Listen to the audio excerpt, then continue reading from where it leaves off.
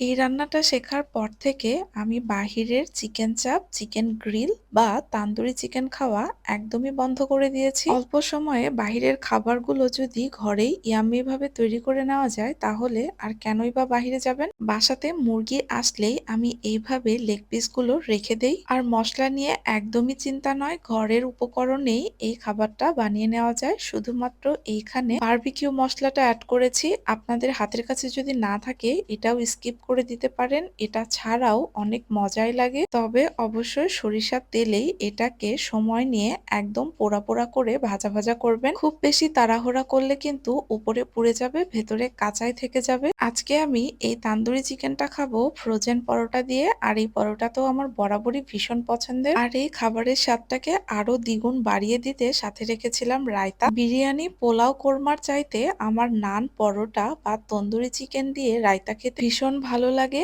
এক কথায় খাবারের স্বাদটা যেন আরো দ্বিগুণ বেড়ে যায়। ছুটির দিনগুলোতে ডিনারে কিন্তু এরকম একটা থালি রাখাই যায়। কেমন হয়েছে অবশ্যই জানাবেন।